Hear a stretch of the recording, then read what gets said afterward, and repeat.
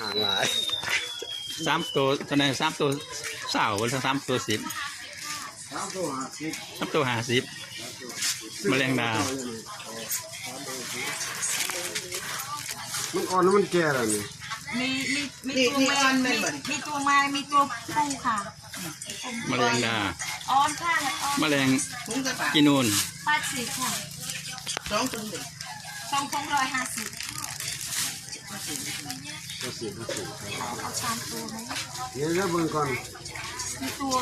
ปูตัวจำเจียวแมงดาจ้าผู้ชายอย่ามันจะอ่อนมันจะเอาผู้ชายเอาปูไหมเอาปูไหมจะมันจะไหนมันตัวผู้ยังคิ้วอีเอาตัวปูนี่ตัวผู้ยังกินอะไรไม่นานเอาจับตัวค่ะพ่อ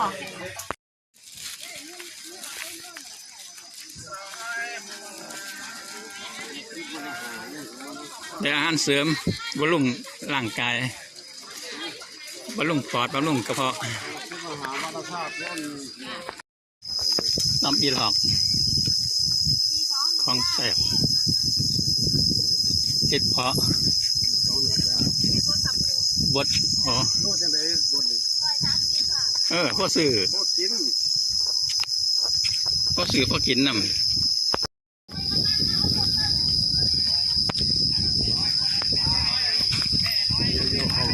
ฮะยังโยอยู่ถนนคือเปลี่ยนกว่าเก่าถนนคือเปลี่ยนกว่าเก่า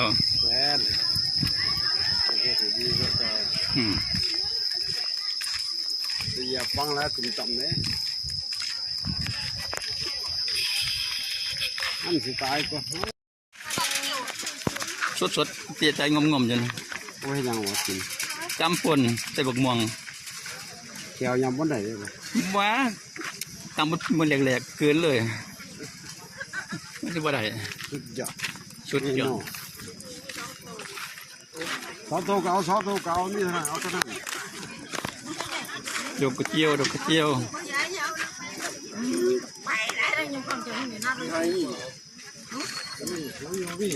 เอาไปดูเอาว่ามีกินหวนเยอะแยะเลยที่พวนังเป็นเขาขายบ่นี่เขาขาวเมียนอยู่ขายก็งามเลยมีแต่ตัวใหญ่ก็หลังไข่ด้วยนี่คุณจะบอกแล้วเนี่ย100 โลละ230ผมไปซื้ออยู่ช่องผมไปซื้ออยู่ช่อง2มั้งจ้าไปยังเข่งน้อง200 2 จำ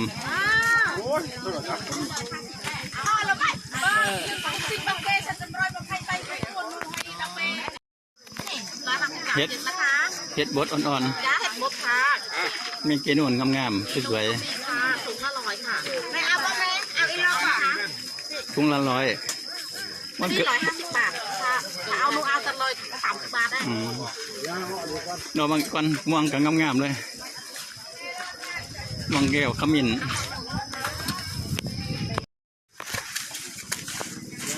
ใส่แกงเห็ดเพาะ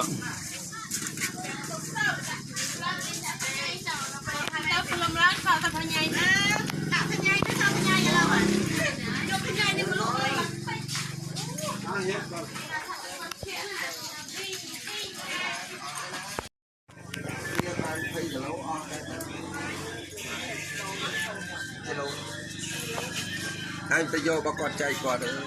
เจ้าแถมน้ำหนังปิ้งซ้ำมันจะเป็นเชิง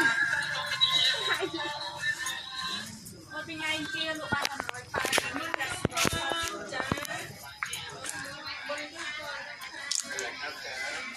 มะม่วงก็งามแต่มะม่วงเนื้อใหญ่ๆเลยได้มีขายบักจองบักสำรอง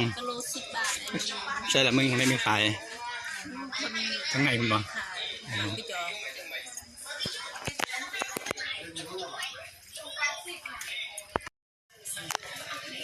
พี่โน่ช่วยบ่100 นึงค่ะจักโตก็ลอยอยู่ป่ะอับน้ำประมาณตัวที่ประมาณเนาะประมาณ100เองค่ะประมาณ100 ตัว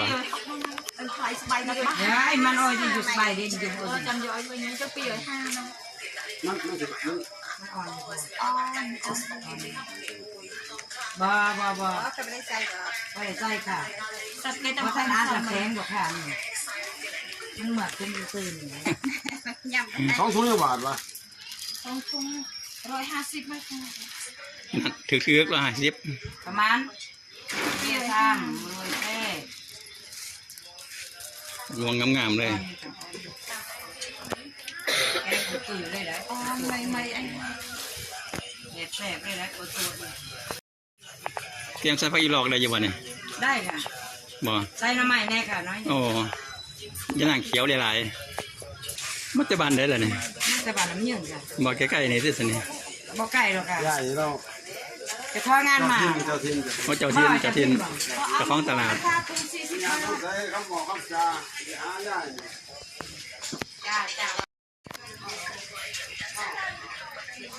บักจองบ่มีเลยแมงดา แมงดาค่ะ ฮะ แมงดาค่ะ แมงดาตัวจะ 3 ตัว 50 บาท 3 ตัว 50กินอุ่นลายแห้งเต็มกะละมังเลย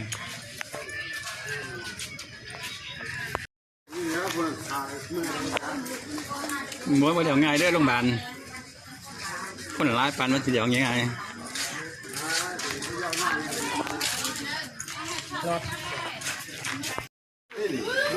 ยาบำรุงมาเยอะนี่ ขายได้ ยาบำรุงร่างกายอาหารเสริม 80 บาท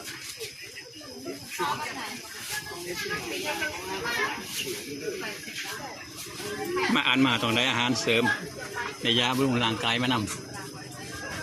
เขาก็มาเลย70ก็ไม่ขายบ่แท้ ว่ามันละ10 บาทหรือว่า3 มัน50อีก กิจกรรมใหญ่ๆมาใหญ่เลย มันละ10กว่า นั่นไง 350แม่350มันละ10 บาท 350ครับ คือว่ามันละ10 บาท ไม่ใช่ อันนี้มัดใหญ่ยักษ์ แม่ไม่ใช่ของลูกไม่รู้จะเข้าค่ายอะไรไม่รู้ เจ้าไปอีกแล้ว เดี๋ยวนะครับกินเลย ถ้าตกลงก็มันละ20ใช่ไหมเอามาเดียวเอา 3 มัน50แม่ มันละ20 บาท มันมีอยู่มันละ20ก็ว่าละเอาหมูดีกว่าไอ้แกงไปทำ ดูดอกมาได้บ่ไหม ว่าอะไรนะ นี่ ปลูกได้บ่มีหากมีหอมัน มา แกงตัวบ่ ปลูกบ่เกิดได้บ่มีหากมัน อยู่บ้านห้ามบ่ท่านเกิดมันผลบ่ท่านดี ว่าไม่ได้เลยนะหันมาซื้อยัง หญ้าเขียวงามขนาดเลยหญ้าค่าอย่างดี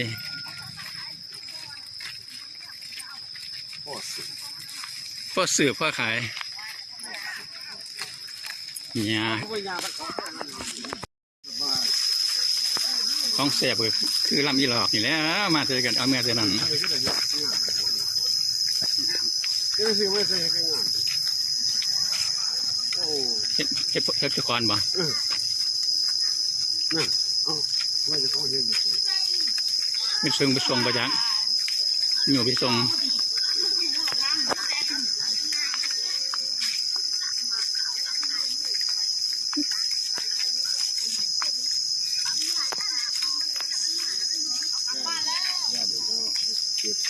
เก็บขาวตลาด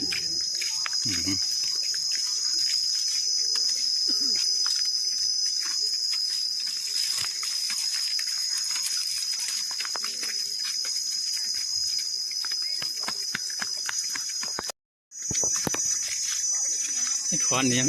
ไม่เถอะบดมันขายเยอะมันอ่อนๆอยู่โอเคแห้งกำลังงาม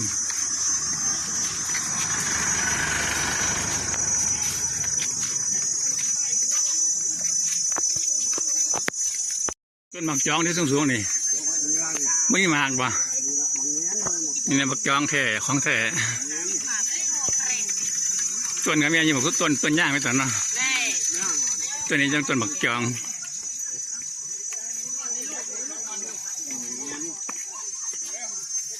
หมากจองต้นหมากจอง